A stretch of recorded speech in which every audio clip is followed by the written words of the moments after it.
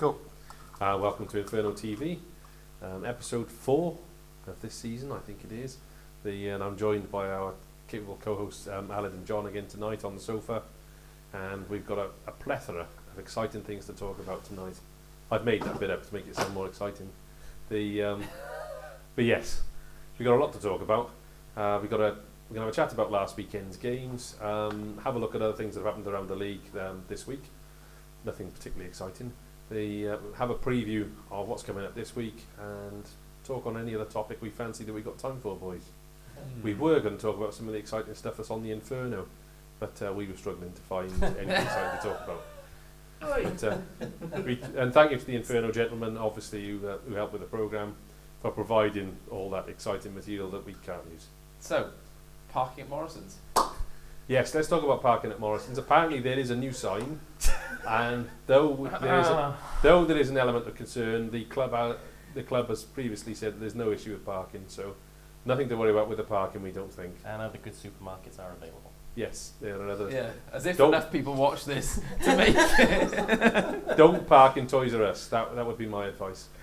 So this last weekend's games. No, that was unless they're open, of course, and you're shopping there. Don't park in there because they put the barrier down.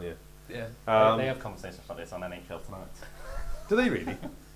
I think there's a hint of sarcasm there. Focusing on last weekend's games, we had a chance to see another two of the Scottish sides. In fact, I think we've seen all the Scottish sides now. So we saw Dundee and Edinburgh.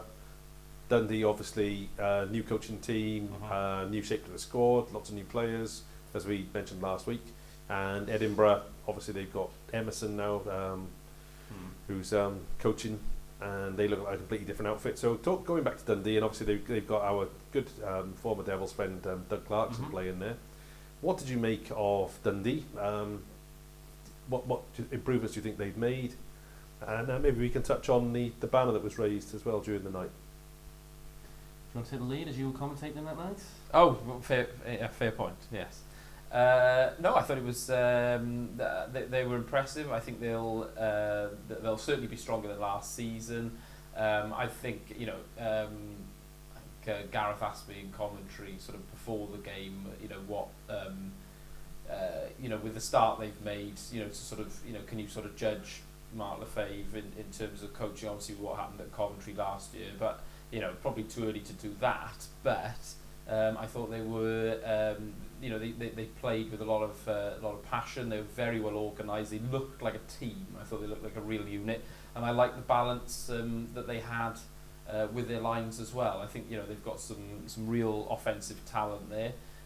They've got some strong D men, good mix of experience, and a lot of young players as well.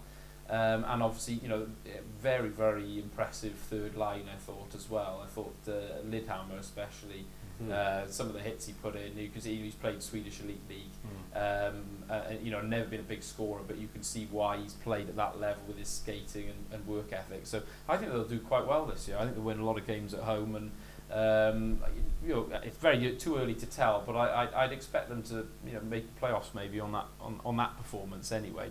Yeah. And obviously they've got some real players that that give them an identity as well. And Doug Clarkson's one of them. Farina obviously is another one as well, who the fans can really get behind. And the goalie's probably going to become a cult player there, I would imagine, because he was just phenomenal, I thought. And he's played top tier Czech hockey like Thomas Kirker has. So we know he's high quality. I think he's won a Continental Cup as well. So, yes. Yeah. And he won best goalie in the playoffs. I think in the Czech league once and things like that. So and they look like a team that trusts the goalie as well. So I was very, very impressed, and I like the way they play as well. I think they'll help that club grow, I think, with that sort of team. No, I'd echo a lot of that. I thought they were very well organised. I thought they were quick on the regroup after any sort of play breakdown, particularly in the neutral zone. Again, some mobile players. I mentioned to you after the game, I thought it was Kevin Hart on the back end. Was very, very impressed with him as a mobile shutdown defenseman. Not bringing a whole lot of size, but just played the boards very well, got in shooting lanes. So he's someone I'd like to keep an eye on and see how he develops, and look to see where his hockey future lies. Lacasille was good. I know in your interview afterwards, which I thought was very good with Thomas Kirker, it was felt that the Devils made him look good in some circumstances by shooting at him, hitting the logo a lot. But on the Mark Lefebvre point, I know you and I have had this conversation. Chuck Webber, rightly so, gets credit for the playoff win in Coventry, and so he should. He took a demoralised team and took it to a playoff win. But he took a lot of Mark Lefebvre's players. So I think Mark Lefebvre actually recruited well in Coventry last year. But obviously the coaching side, whatever happened, the chemistry wasn't quite right.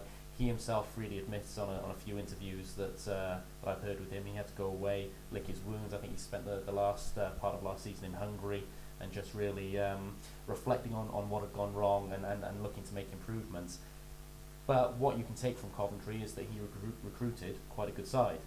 It looks like he's done the same thing in Dundee, so that looks like that's a skill of his. He can recruit, he has got contacts, but it looks like the coaching aspect is a little bit more advanced this year. So so far this season, been very, very impressed. You spoke to him afterwards. He was a nice guy to speak to, very media savvy, wants to talk about the game. So he's still a young coach. He's going to learn, but I think he's come back a better coach than he was last year. Yeah, and I wish him success because he's very, very nice. He was very happy to speak to us, but not just that. I think he's the kind of character that would be good for the game in the UK Absolutely. As well.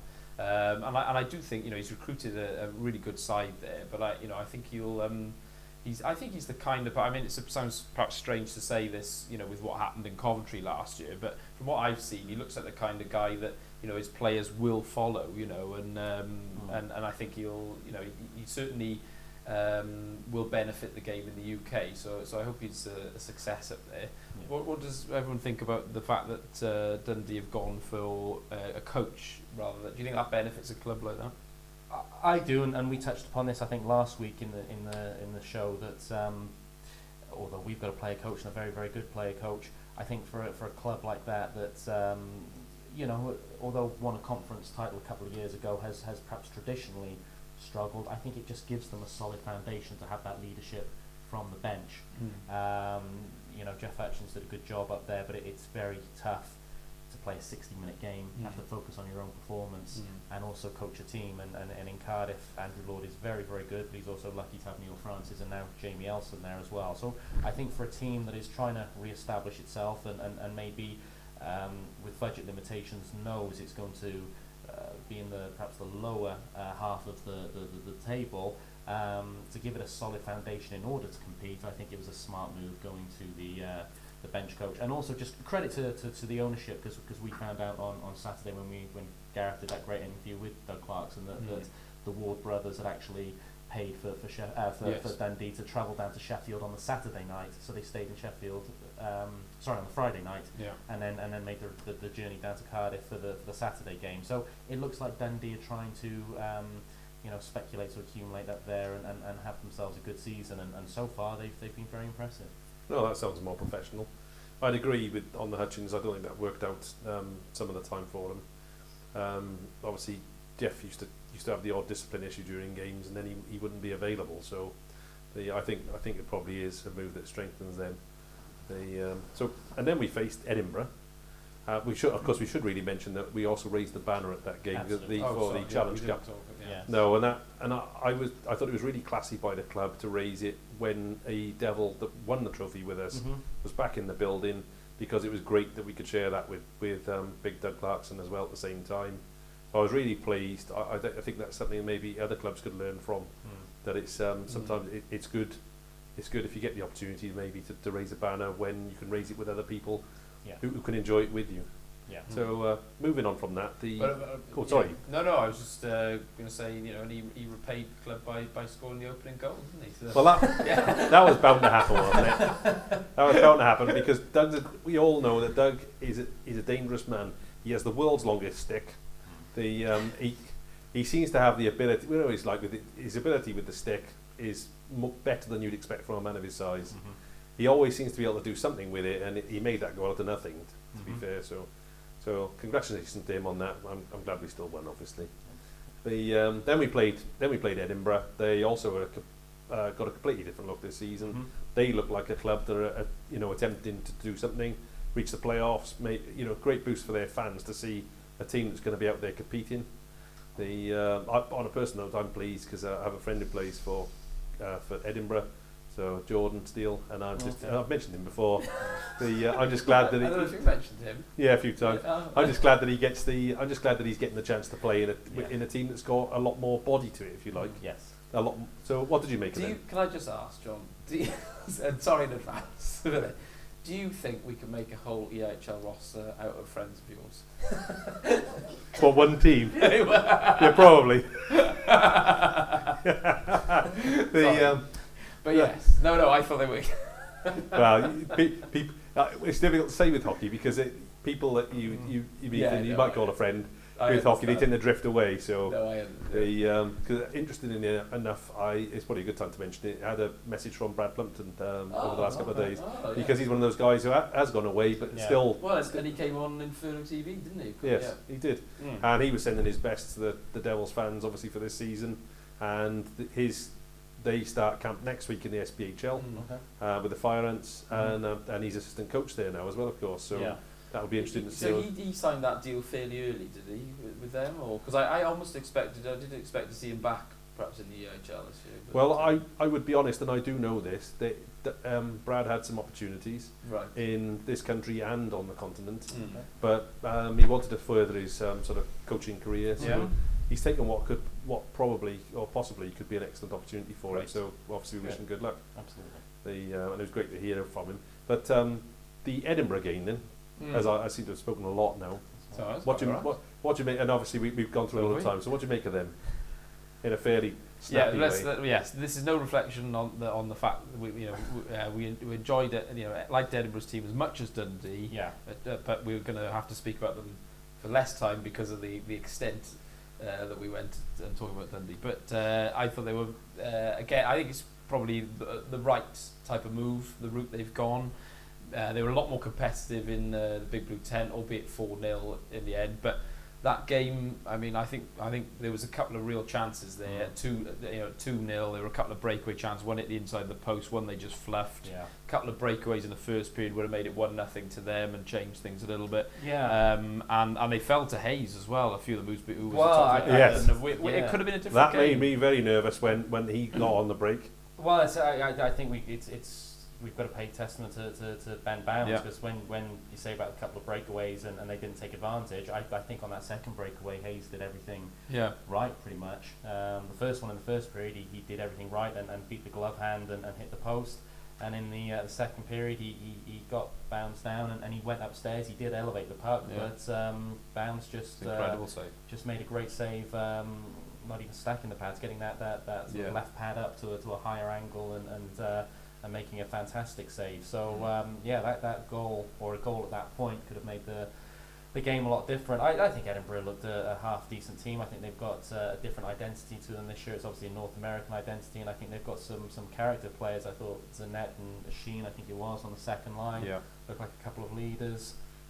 Hayes is going to score goals for them. I thought Flemington at the back end was impressive. And, he was. And Chubak gives them a platform to win games. And they were missing Rutherford, which is only one import, but I think that does affect where you've got weaker Brits. That does affect them a lot more, and it just basically meant that the third line for them then, was there to hopefully not concede from their point of view. Whereas you stick Rutherford there as well, and then you've got two imports on that third line. Plus some of the Brit guys rotating. It just adds a different dynamic as well. I think so.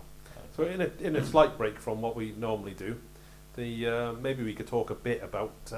How we felt the Devils performed, because we always talk about the other teams. Maybe we should mention how we thought the Devils performed on those two games briefly, because obviously we've seen some line changes recently, and we've continued with the line changes. And for me personally, I think Kirk certainly looks like he's benefiting from his move. He looks a lot more comfortable on the ice. I thought Bigley Salters looked a bit happier, and I thought after he got that tremendous goal, I thought he looked happier on the ice as well.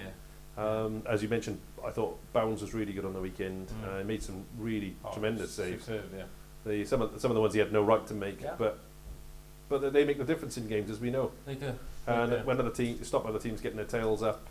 So what did you think of the Devils over the weekend? Because obviously we've got a good chance to see them. So I thought they were better. I thought we're not playing badly by any stretch of the imagination, but I think everyone freely admits, including the guys we've been fortunate enough to interview in the post-match sort of sessions, that the Devils are not firing on top form at the moment, nor would you expect them to. It's only 10 games into the season. There's still some teething problems. Andrew Lord was kind enough to speak to me after the game, and we spoke about the fact that the defensemen are looking to be very offensive this year, which is great, and we're benefiting from that with Andrew Hotham outscoring a lot of teams, top forwards. But we've got to sometimes look at the coverage, and certainly in the Edinburgh game we gave up some odd man rushes which Ben Bounds bailed us out on. So there are teething problems in that sense in getting the balance right. But no, I would agree with you. I think Kirkuk going back to a wing position and being able to reach those stretch passes by going from out to in, I think he looks far more comfortable on a wing position than he did at centre.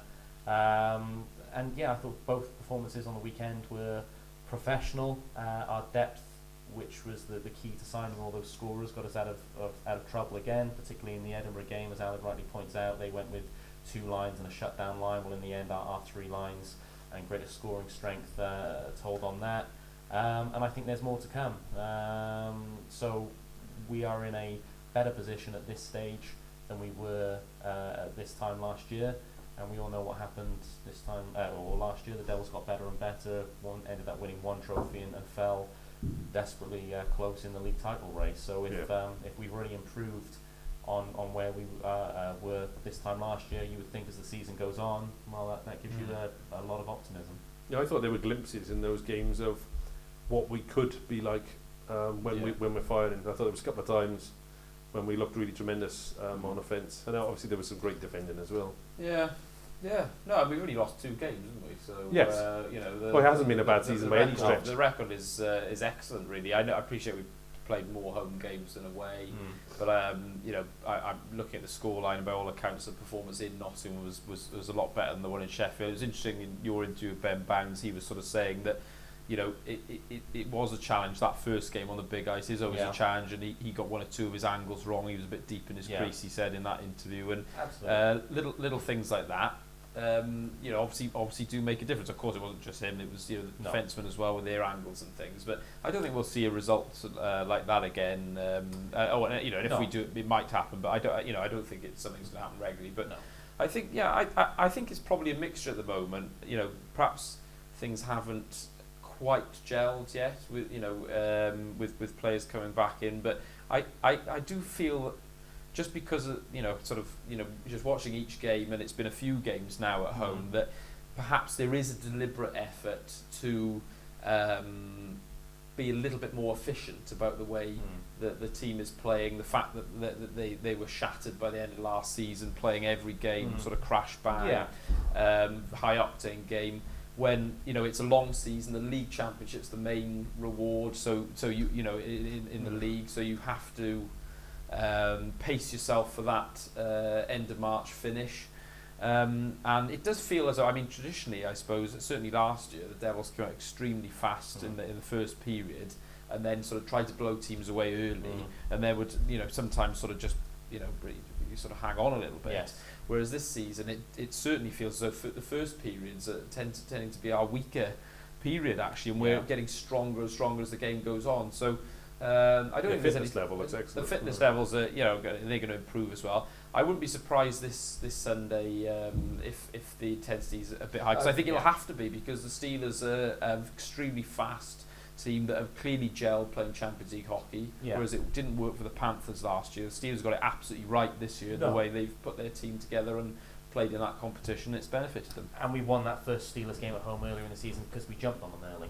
while they before they got acclimatised to the conditions the Big Blue Tent bring. So no, I would agree. I think it'll be a different type of game on Sunday. It'll be more of a high octane game, and I think that first period will be different to the ones we've seen recently. And I think it's a game as against the Steelers as well. Is that is a team that can match the Devils for skill. Whereas regardless of the improvements that the likes of Dundee, Edinburgh, and Fife have made, you would suggest that the Devils have perhaps still got that edge in terms of skill level. Yeah. So the difference maker isn't the physical side. Steelers can match the Devils in that sense. Yeah. So then you look to, well, you know, the Devils should have an advantage physically against the Steelers. You know, there's no doubt about that in terms of the depth, in terms of the roster, the depth of the physicality that they have at least.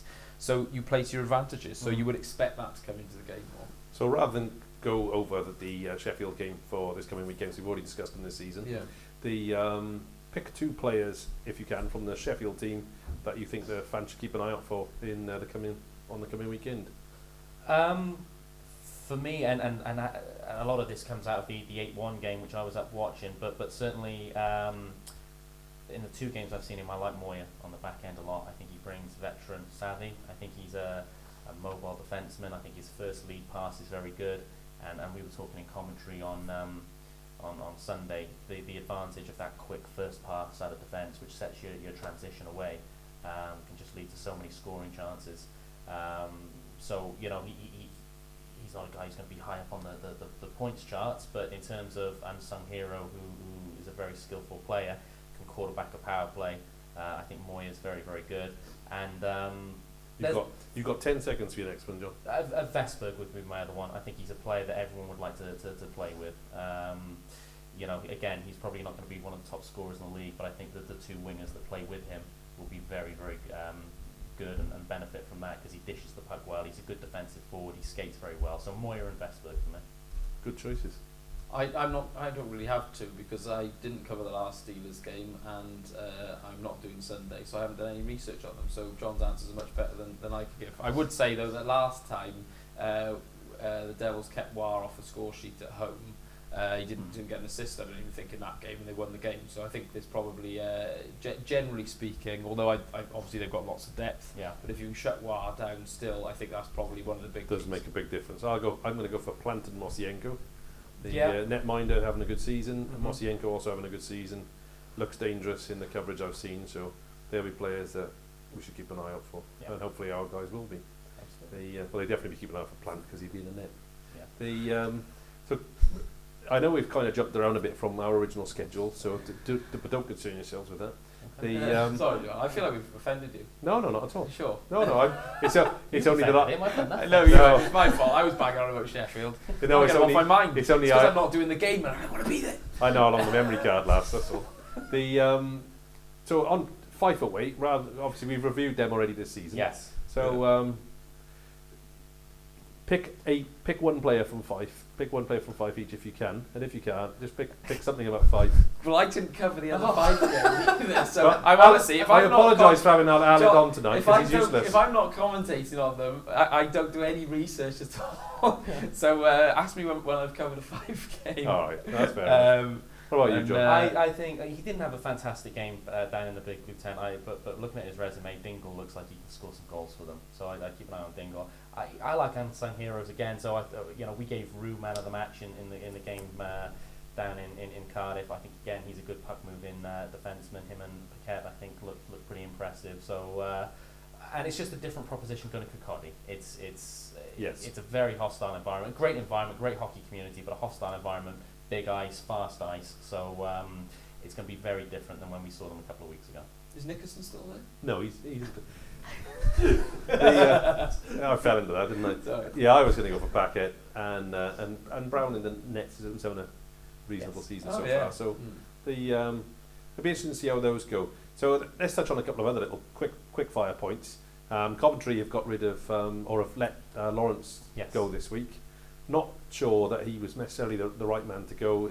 Was pretty successful with Panthers, but they brought in Jordan Pietrus or something along those lines. Yes.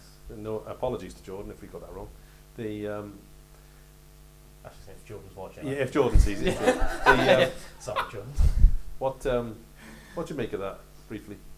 What, the fact that we think that Jordan Petrus will be watching Inferno TV, or no, changing Lawrence for Pete, like on paper. You were play for me, sorry. On paper, I'm going a bit old school. On paper, I think Lawrence looks a better player for me. Yes. Than I don't know if it's an attitude thing with Lawrence, because I think we've certainly called a couple of games he's been in where he has looked a very good power forward. He can score goals, decent hands, and can use his size, albeit sometimes legally, sometimes illegally. But I've liked what I've seen of him in certain games, but consistency seems to be an issue with him. And Nottingham fans said it about him. Coventry fans have said the same thing. So he was the last signing, I believe, of Coventry this summer.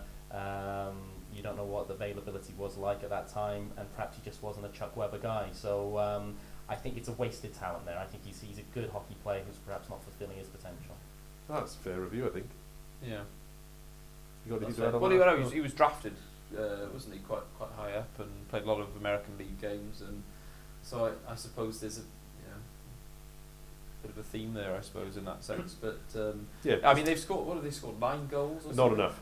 So far. So I mean, I mean that's you're not going to win anything you doing that. We talked about it before that we thought they were lacking firepower, and that's been proved, sadly. Yeah. So. But I suppose the question is how much. I don't think you're ever going to have many top scorers in a Chuck Webber system. No. It's built on defence and good goaltending and people buying into it. Somebody like Pitt, is 30 goal scorer, isn't he, at Braehead or thereabout? Trim, sorry, my apologies. Same guy I was picturing him. Lauzon scored goals at Hull, so I don't know whether there's, if you're a goal scorer and you're going to a side where you're going to see your personal points production drop, is that something which can, perhaps be a negative thing that knock you. It's difficult sometimes, I suppose, for, unless you're playing in the NHL, I suppose it's easier to not think of the team so much sometimes and think of yourself and your personal career ambitions in that sense. So I don't know. So, quick question: if you not specific, sorry, just to say, not sort of to single out those two players as saying that, but it's just there are people who scored goals there who aren't scoring goals at the moment. Yeah. No. So, a quick question for you to finish off: the most impressive player for you so far this season. I'm assuming we're talking about the Devils here, but so as you could, if you're brief, you could talk about whether there's a particular player around the league that you've seen you impressed with as well, briefly. For the Devils, there have been some good.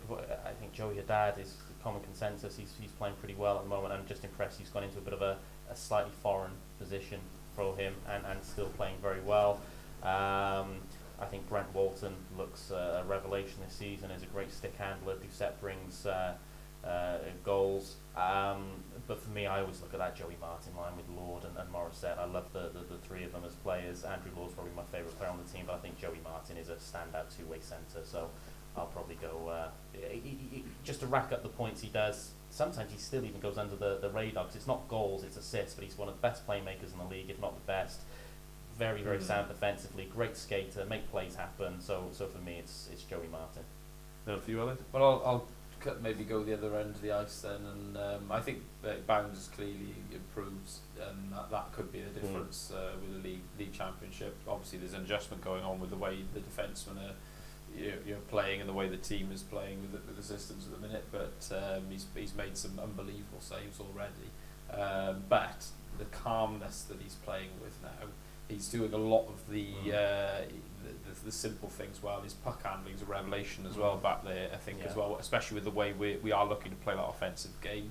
I think actually it's worth mentioning Hotham because he was so good last year. He could have easily come back second season and been good, but sort of almost been a bit underwhelming. He was so good, but if anything, I actually think he looks even better. He's even better this season. Even better this season. And I think just to mention, because he never gets mentioned enough, Mark Richardson.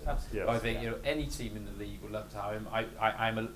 It always surprises me he's perhaps not playing in a better league as well. But I mean, it's fantastic that we have him at Cardiff because I just think when does he ever do anything wrong? And and Hotham is as good as he is, or is with all the ability he has, but he's allowed to showcase that ability because of the way Richardson plays alongside him. I think his reading of the game, Richardson, is just phenomenal.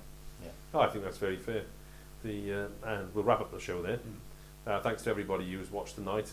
thanks What are you to going to say quickly? Who you? Oh yeah. oh, You're allowed to make contributions, Yeah. John. the well. There's no players left. We've named No, them. I was going to talk. I was going to say the Brits in general for me have all made a step this season. So I've been impressed with all the Brits. But you're right about Richie, obviously, because he would fit in anywhere.